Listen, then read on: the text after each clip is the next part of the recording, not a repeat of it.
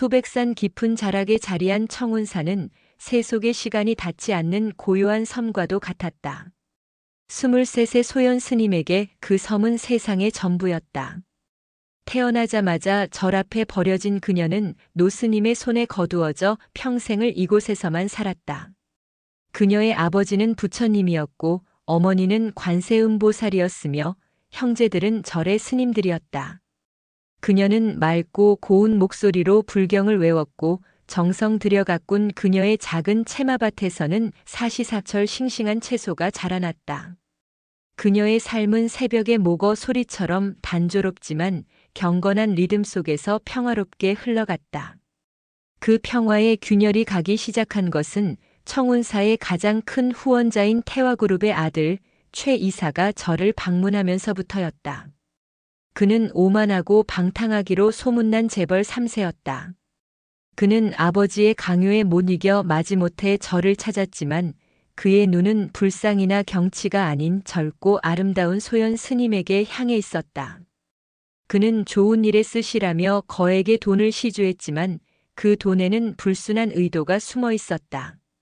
사찰의 재정이 어려웠던 주지 스님은 그의 무례한 행동을 애써 모른 척했고 오히려 소연 스님에게 최 이사의 시중을 들게 했다. 소연아, 최 이사님은 우리 절의 가장 큰 은인이시다. 각별히 신경 써서 모시도록 하여라. 어느 늦은 밤 최 이사는 술에 취해 공양간에서 홀로 그릇을 닦고 있던 소연 스님의 방으로 들이닥쳤다. 그리고 다음 날 아침 그는 아무 일도 없었다는 듯 값비싼 외제차를 타고 유유히 산사를 떠났다. 소연 스님은 그날 이후 웃음을 잃었다. 그녀는 찢기고 멍든 마음을 애써 감추며 더욱더 수행에만 몰두했다. 그녀는 자신의 몸이 더러워졌다는 생각에 매일 밤 차가운 물로 몸을 씻고 뜨거운 향불에 손을 지지며 고통을 잊으려 했다. 주지 스님은 모든 것을 알았지만 사찰의 가장 큰 돈줄인 최 이사의 심기를 건드릴까 두려워 그녀의 고통을 철저히 외면했다. 수행자에게 몸이란 한낱 껍데기에 불과한 것이다. 그 모든 것이 너의 업보이니 묵묵히 참회하며 이겨내거라. 그 위선적인 말 앞에서 소연 스님은 처음으로 부처님의 존재를 의심했다. 그리고 몇 달 뒤 그녀는 자신의 몸에 찾아온 끔찍한 변화를 알아차렸다. 뱃속에서 폭력의 씨앗이 자라나고 있었던 것이다. 그녀는 깊은 절망에 빠졌다. 이것은 단순한 임신이 아니었다. 그것은 그녀의 지난 23년의 삶 전체를 부정하는 끔찍한 낙인이었다. 소연 스님은 자신의 비밀을 누구에게도 털어놓지 못했다. 그녀는 매일 밤 아무도 모르게 헛구역질을 하며 눈물로 베개를 적셨다. 그녀는 자신의 배가 조금씩 불러오는 것을 숨기기 위해 동이 트기 전 가장 먼저 일어나 일을 시작했고 해가 진 뒤 가장 늦게 잠자리에 들었다. 하지만 그녀의 변화를 눈치챈 이가 있었다. 바로 주지 스님이었다. 어느 날 주지 스님은 소연 스님을 자신의 방으로 불렀다. 그리고는 차갑고 날카로운 눈으로 그녀의 배를 훑어보며 말했다. 내 그 꼴이 무엇이냐? 설마. 소연 스님은 아무 말도 하지 못하고 고개를 떨구었다. 그것은 긍정이었다. 주지 스님은 한숨을 깊게 내쉬더니 충격적인 말을 꺼냈다. 이 사실이 외부에 알려지면 우리 절은 문을 닫아야 한다. 최 이사님 댁에서도 이 사실을 알고 있다. 그분들이 문제를 조용히 해결해 주겠다고 하더구나. 그러니 너는 며칠 뒤 내가 지정하는 병원으로 가거라. 모든 것은 없던 일이 될 것이다. 없던 일이라는 그 말은 비수가 되어 소연 스님의 심장에 박혔다. 주지 스님은 그녀의 상처를 걱정하는 것이 아니라 오직 절의 안위와 후원자의 체면만을 생각하고 있었다. 그녀의 뱃속에 있는 생명은 그들에게 그저 없애야 할 문제일 뿐이었다. 소연 스님은 그 순간 이 절이 더 이상 자신이 알던 성스러운 공간이 아님을 깨달았다. 이곳은 위선과 기만으로 가득 찬 또 다른 속세에 불과했다. 며칠 뒤 약속된 날이 되었다. 검은색 차 한 대가 절 입구에 도착했다. 최 이사의 비서가 그녀를 데리러 온 것이었다. 주지 스님은 아무런 감정 없는 얼굴로 그녀에게 산을 내려갈 것을 종용했다. 소연아, 이것이 너와 우리 모두를 위한 최선의 길이니라. 소연 스님은 마지막으로 법당의 부처님을 향해 절을 올렸다. 그녀의 눈에서는 뜨거운 눈물이 흘러내렸다. 그녀는 부처님을 원망하는 대신 자신의 무력함을 탓했다. 그녀는 비서가 이끄는 대로 힘없이 차에 오르려 했다. 바로 그때였다. 절의 가장 어린 사미승이 달려나와 그녀의 앞을 막아섰다. 스님, 가지 마세요. 스님이 없어지면 채마밭의 꽃들은 누가 돌봐줘요. 또 단호하게 고개를 저었다. 가지 않겠습니다. 이 아이는 제가 지킬 겁니다. 그리고 그녀는 자신의 작은 보찜 하나만을 챙겨 그들의 손길을 뿌리치고 정반대 방향의 산길로 도망치기 시작했다. 절에서 도망쳐 나온 소연 스님은 이제 갈 곳 없는 신세가 되었다. 그녀는 며칠 동안 산속을 헤매다 겨우 인근의 작은 도시인 제천 시내로 나올 수 있었다. 하지만 속세는 23년 만에 처음 나온 그녀에게 너무나도 차갑고 무서운 곳이었다. 회색빛 승복을 입고 배가 불러오는 젊은 여승을 사람들은 이상한 눈으로 쳐다보며 수군거렸다. 그녀는 가지고 나온 약간의 돈으로 허름한 여관방을 얻었지만 그 돈은 며칠 만에 바닥을 드러냈다. 그녀는 일자리를 구하려 했지만 신분증도 아무런 기술도 없는 그녀를 받아주는 곳은 없었다. 그녀는 결국 거리로 나앉게 되었다. 밤에는 추위를 피해 지하도에서 잠을 잤고 낮에는 식당 뒤편의 음식물 쓰레기통을 뒤져 허기를 채웠다. 한때는 맑은 목소리로 불경을 외던 그녀의 입에서는 이제 마른 기침과 신음소리만이 새어나왔다. 그녀는 절망 속에서 몇 번이고 스스로 목숨을 끊으려 시도했다. 뱃속의 아이와 함께 이 고통스러운 생을 마감하고 싶었다. 하지만 그때마다 뱃속에서 느껴지는 작은 태동이 그녀의 마지막 발목을 붙잡았다. 그러던 어느 추운 겨울날 그녀는 시장 바닥에 쓰러져 의식을 잃고 말았다. 그녀가 다시 눈을 떴을 때 그녀는 낯설지만 따뜻한 방 안에 누워 있었다. 그녀의 곁에는 희끗희끗한 머리의 한 수녀님이 걱정스러운 얼굴로 그녀를 간호하고 있었다. 정신이 드세요, 아가씨? 그곳은 천주교에서 운영하는 노숙자들을 위한 작은 쉼터였다. 소연 스님은 자신을 구해준 사람이 다른 종교의 사람이라는 사실에 잠시 혼란스러워했지만 수녀님의 따뜻한 보살핌 앞에서 그녀는 오랫동안 잊고 있던 사람의 온정을 느낄 수 있었다. 수녀님의 이름은 안젤라였다. 그녀는 소연 스님의 기구한 사연을 듣고도 조금도 놀라거나 편견을 보이지 않았다. 그녀는 그저 소연 스님의 손을 잡고 말했다. 많이 힘드셨겠네요. 괜찮아요. 이제는 괜찮아요. 이곳에서만큼은 아무 걱정 없이 편히 쉬세요. 안젤라 수녀님은 소연 스님에게 따뜻한 잠자리와 음식을 제공해 주었고 그녀가 출산할 수 있도록 병원과도 연결해 주었다. 소연 스님은 그곳에서 자신처럼 세상에서 버림받은 다른 사람들을 만났다. 그들은 서로 다른 상처를 가지고 있었지만 서로를 위로하고 의지하며 하루하루를 살아가고 있었다. 소연 스님은 그들의 모습을 보며 자신이 그동안 얼마나 좁은 세상에 갇혀 살았는지를 깨달았다. 그녀는 매일 새벽 쉼터의 작은 성당에 나가 조용히 기도를 올렸다. 그녀는 부처님께도 하느님께도 똑같은 기도를 올렸다. 제발 저에게 이 모든 것을 이겨낼 힘과 제 아이를 지켜낼 용기를 주십시오. 안젤라 수녀님의 도움으로 소연 스님은 쉼터와 연계된 작은 산부인과에서 진찰을 받을 수 있었다. 의사는 그녀의 뱃속에 있는 아이가 아주 건강하다고 말해주었다. 초음파 화면을 통해 들려오는 아이의 힘찬 심장 소리를 듣는 순간 소연 스님의 눈에서는 뜨거운 눈물이 흘러내렸다. 그녀는 처음으로 자신의 뱃속에 있는 생명이 저주의 산물이 아닌 축복의 선물일지도 모른다고 생각했다. 하지만 그녀의 마음속에는 여전히 깊은 죄책감이 남아 있었다. 그녀는 자신이 아이를 가졌다는 사실 자체를 수행자로서 저지른 큰 죄라고 여기고 있었다. 그녀의 고뇌를 눈치챈 안젤라 수녀님은 어느 날 그녀를 데리고 제천 시내에 있는 큰 성당으로 향했다. 그리고 그곳의 주임 신부님인 이사학 신부님에게 그녀의 고해성사를 부탁했다. 작은 고해소 안 소연 스님은 작은 창살을 사이에 두고 이사학 신부님과 마주 앉았다. 그녀는 떨리는 목소리로 자신의 모든 이야기를 털어놓았다.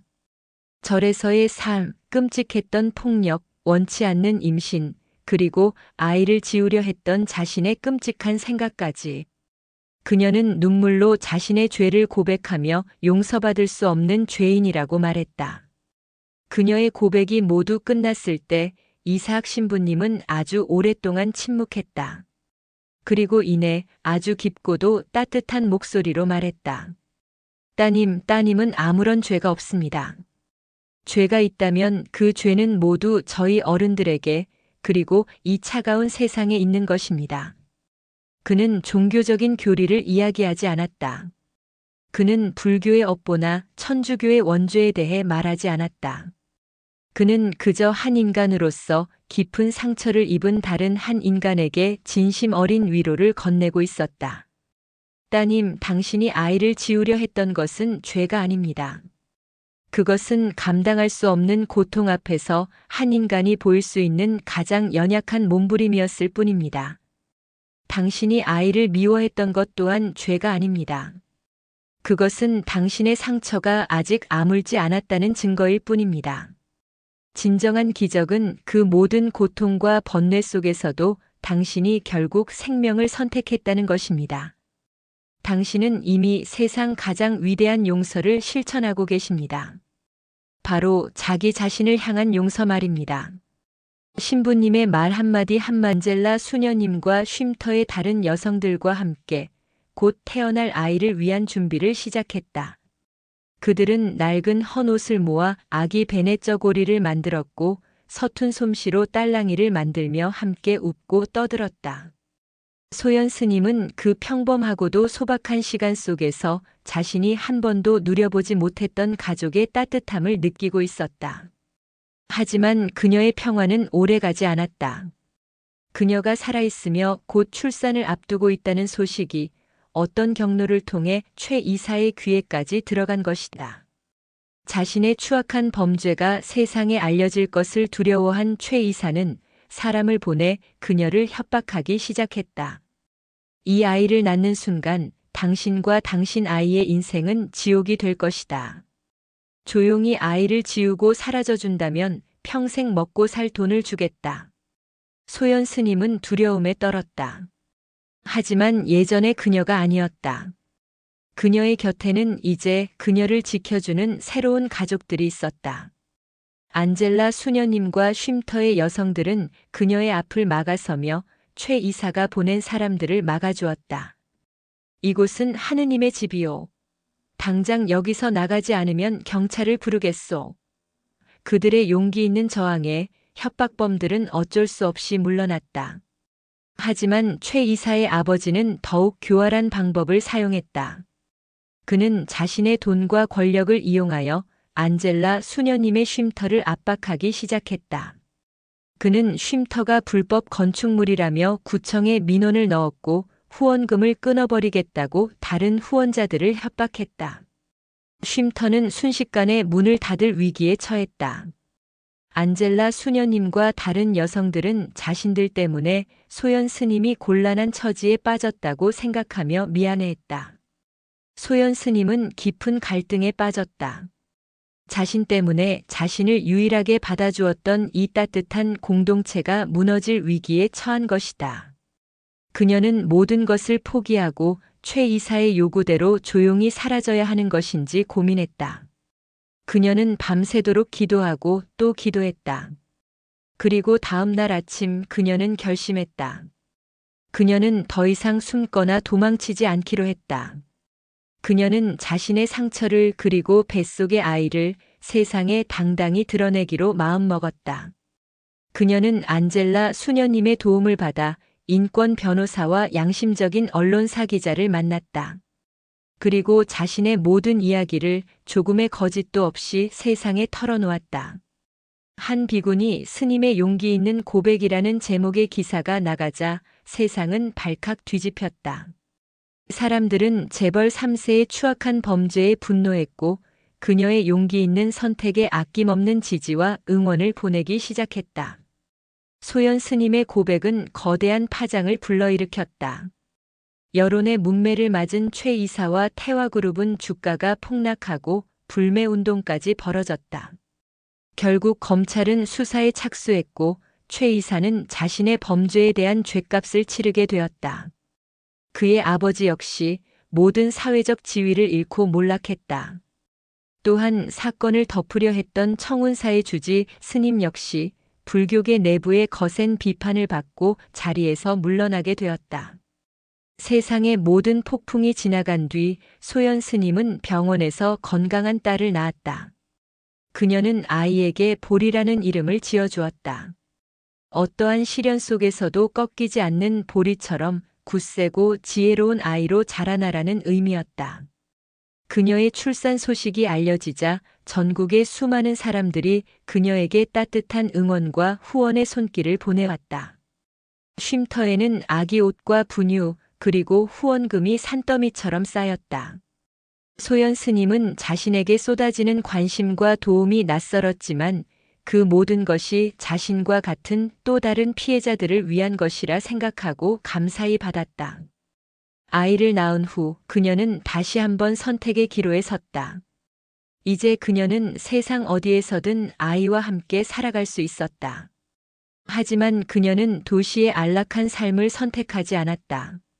그녀는 자신을 가장 깊은 절망으로 몰아넣었던 그러나 동시에 가장 큰 깨달음을 주었던 그곳 청운사로 돌아가기로 결심했다. 그녀는 그곳에서 자신처럼 상처 입은 다른 여성들을 위한 새로운 공간을 만들고 싶었다. 그녀가 보리를 품에 안고 청운사로 돌아갔을 때 절의 모든 스님들이 산문 앞에서 그녀를 기다리고 있었다. 그들은 모두 함께 그녀와 아기 보살을 향해 깊이 머리를 숙여 합장했다. 그것은 사죄와 존경의 의미를 담은 진심 어린 참회의 절이었다. 특히 주지직에서 물러나 홀로 암자에서 지내던 늙은 노스님은 그녀의 손을 잡고 하염없이 눈물을 흘렸다. 내가 어리석었소. 부처님의 자비가 무엇인지도 모르고 평생을 헛되이 살았소. 부디 이 늙은이를 용서하시오. 소연 스님은 아무 말 없이 노스님의 손을 따뜻하게 잡아주었다. 그녀는 자신에게 모인 후원금과 뜻을 함께하는 사람들의 도움을 받아 청운사 옆에 텅 비어있던 땅에 새로운 건물을 짓기 시작했다. 그곳은 종교나 인종, 나이에 상관없이 세상에서 상처 입은 모든 여성이 찾아와 쉴 수 있는 보리의 집이라는 이름의 쉼터였다. 제천의 안젤라 수녀님과 이사학 신부님도 종교의 벽을 넘어 그녀의 새로운 시작을 축복하고 지원해 주었다. 시간이 흘러 보리는 어느덧 맑은 눈, 소연 스님은 더 이상 과거의 상처에 얽매이지 않았다. 그녀는 자신의 아픔을 다른 사람의 아픔을 치유하는 가장 큰 힘으로 승화시켰다. 그녀는 주지 스님이라는 직책을 정중히 거절하고 그저 보리의 집의 소박한 살림꾼이자 모든 이들의 다정한 벗으로 살아갔다. 그녀의 얼굴에는 늘 깊은 우물과도 같은 평화와 온화한 미소가 깃들어 있었다. 어느 맑은 날 오후 그녀는 자신의 딸 보리와 함께 법당 앞 커다란 보리수나무 아래에 앉아 있었다. 보리가 그녀에게 물었다. 엄마는 다시 태어나도 스님이 될 거야? 소연 스님은 딸의 머리를 쓰다듬으며 온화한 미소로 대답했다. 그럼. 그리고 다시 태어나도 너의 엄마가 될 거야. 그녀의 얼굴은 그 어떤 부처님의 얼굴보다도 더 조건 없는 사랑과 용서로 가득 차 빛나고 있었다. 그녀는 자신의 가장 큰 상처를 가장 위대한 깨달음으로 승화시킨 살아있는 보살이었다. 그녀는 문득 미카엘 신부님이 해주었던 말을 떠올렸다. 진정한 기적은 고통 속에서도 생명을 선택하는 것입니다. 그녀는 이제 그 말의 의미를 온전히 알 수 있었다. 그녀의 딸 보리는 그녀의 인생에 찾아온 가장 큰 기적이었다. 잿더미 속에서 피어난 한 송이 연꽃은 이제 춥고 긴 겨울을 지나 세상 모든 이들에게 희망의 향기를 전하는 영원히 지지 않을 아름다운 꽃을 활짝 피워내고 있었다. 네, 알겠습니다. 잿더미 속의 연꽃 그 이후 혜원 스님과 그녀의 딸 자비, 그리고 관음사의 사람들이 만들어가는 삶의 뒷이야기를 3부에 걸쳐 추가로 작성해 드리겠습니다. 16해의 세월이 흘렀다. 혜원 스님의 딸 보리는 소백산의 맑은 정기를 머금고 수많은 어머니들의 사랑 속에서 지혜롭고 강인한 소녀로 자라났다. 그녀는 어머니를 닮아 차분하고 생각이 깊었지만 동시에 세상에 대한 건강한 호기심으로 가득 찬 아이였다. 관음사와 보리의 집은 이제 세상에 상처 입은 여성들이 가장 먼저 떠올리는 희망의 안식처가 되어 있었다. 수많은 여성들이 이곳을 거쳐갔고 또 새로운 이들이 찾아와 서로의 상처를 보듬으며 새로운 삶을 일구어 나갔다. 하지만 세상은 그들만의 고요한 평화를 오래도록 내버려 두지 않았다. 스님이 딸을 낳아 기르는 절이라는 이야기는 세월의 흐름 속에서 조금씩 왜곡되고 과장되어 사람들의 말초적인 호기심을 자극하는 가십거리로 변질되어 갔다. 어느 날 한 유명 방송국의 시사 고발 프로그램 제작진이 관음사를 찾아왔다. 그들은 보리의 집을 돕고 싶다는 명분을 내세웠지만 그들의 카메라는 쉼터 여성들의 아픈 과거를 들추고 보리의 출생에 얽힌 비밀을 캐내려는 불순한 의도로 가득 차 있었다. 혜원 스님은 정중히 촬영을 거절했다. 이곳은 그저 조용히 살아가고 싶은 사람들이 모인 곳입니다. 저희의 삶을 구경거리로 만들지 말아주십시오. 하지만 그들은 포기하지 않았다. 그들은 몰래 절 주변을 맴돌며 마을 사람들을 인터뷰하고 자극적인 제목으로 이야기를 엮어나가기 시작했다. 충격 실화. 비구니 스님의 숨겨진 딸, 그 진실은? 과 같은 억측과 편견으로 가득한 예고편이 전파를 타기 시작했다. 그 무렵 보리는 읍내의 고등학교에 다니고 있었다. 그녀는 그 방송 예고편을 학교 친구들과 함께 보게 되었다. 친구들은 보리의 얼굴과 방송에 나오는 비구니의 딸이라는 자막을 번갈아 쳐다보며 수군거렸다. 어머, 저거 너 아니야? 너희 엄마 스님이셨어? 대박. 보리는 아무 대답도 하지 못했다. 그저 얼굴이 새빨갛게 달아오르는 것을 느끼며 그 자리를 도망치듯 빠져나왔다. 그날 밤 보리는 처음으로 엄마에게 반항했다. 엄마, 왜 우리는 이렇게 살아야 해? 왜 나는 다른 애들처럼 평범한 아빠, 평범한 엄마 밑에서 살 수 없는 거야? 이 모든 게 다 엄마 때문이잖아. 그녀의 외침은 혜원 스님의 가슴에 깊은 상처를 남겼다. 혜원 스님은 딸을 어떻게 위로해야 할지 알 수 없었다. 그녀는 그저 딸을 끌어안고 함께 울어줄 뿐이었다. 그녀가 평생을 바쳐 지켜온 평화로운 세상에 다시 한번 거친 비바람이 몰아치고 있었다. 그녀는 이제 자기 자신이 아닌 세상의 편견에 처음으로 정면으로 맞서게 된 딸의 상처를 보듬어 주어야 했다. 며칠 뒤 보리는 학교에 가지 않고 방에 틀어박혔다. 혜원 스님은 그런 딸의 모습을 보며 깊은 고뇌에 빠졌다. 그녀는 오랜만에 제천의 안젤라 수녀님에게 전화를 걸어 조언을 구했다. 모든 이야기를 들은 안젤라 수녀님은 차분한 목소리로 말했다. 스님, 이제 보리도 알아야 할 때가 된 것인지도 모릅니다. 진실을 마주할 용기를요. 그리고 그 진실 앞에서 아이가 스스로의 삶을 선택할 수 있도록 믿고 기다려주는 것 또한 어머니의 사랑일 겁니다. 수녀님과의 통화 끝에 혜원 스님은 결심했다. 그녀는 그날 저녁 보리의 방으로 들어가 아주 오랫동안 망설였던 자신의 모든 과거를 조금의 숨김도 없이 딸에게 들려주기로 마음먹었다. 그것은 그녀에게 또 한 번의 고해성사와도 같은 일이었다. 혜원 스님은 딸 보리의 손을 잡고 자신의 이야기를 시작했다. 그녀는 자신이 왜 어린 나이에 절에 들어오게 되었는지, 그리고 그곳에서 이야기를 마친 혜원 스님은 딸에게 말했다. 보리야, 그래서 너는 엄마에게 원망스러운 과거의 증거가 아니라 그 모든 고통을 이겨내게 해준 희망의 증거란다. 너는 엄마의 상처가 아니라 엄마의 가장 큰 자랑이야. 그날 밤 두 사람은 서로를 부둥켜 안고 아주 오랫동안 잠을 이루지 못했다. 엄마의 모든 것을 알게 된 보리는 더 이상 세상의 시선을 두려워하지 않았다. 그녀는 다음 날 당당하게 학교에 갔다. 그리고 자신을 향해 수군거리는 친구들에게 먼저 다가가 말했다. 그래, 맞아. 우리 엄마는 스님이야. 그리고 나는 세상에서 가장 위대한 엄마를 둔 가장 행복한 딸이야. 그녀의 당당한 모습에 아이들은 더 이상 그녀를 놀리지 못했다. 하지만 보리의 마음속에는 새로운 질문이 싹트기 시작했다. 나의 또 다른 뿔이 나를 이 세상에 존재하게 한 그 남자는 과연 어떤 사람일까? 그녀는 엄마를 아프게 한 그 남자가 원망스러웠지만 동시에 자신의 생물학적 아버지에 대한 궁금증을 떨칠 수가 없었다. 며칠을 고민하던 그녀는 혜원 스님에게 조심스럽게 물었다. 엄마, 그 사람은 지금 어디서 어떻게 살고 있어? 딸의 질문에 혜원 스님의 마음은 다시 한번 무너져 내리는 듯 했다. 그녀는 딸이 평생 그 상처를 모르고 살기를 바랐다. 하지만 딸의 눈빛 속에서 자신의 정체성을 찾고 싶어하는 간절한 열망을 읽을 수 있었다.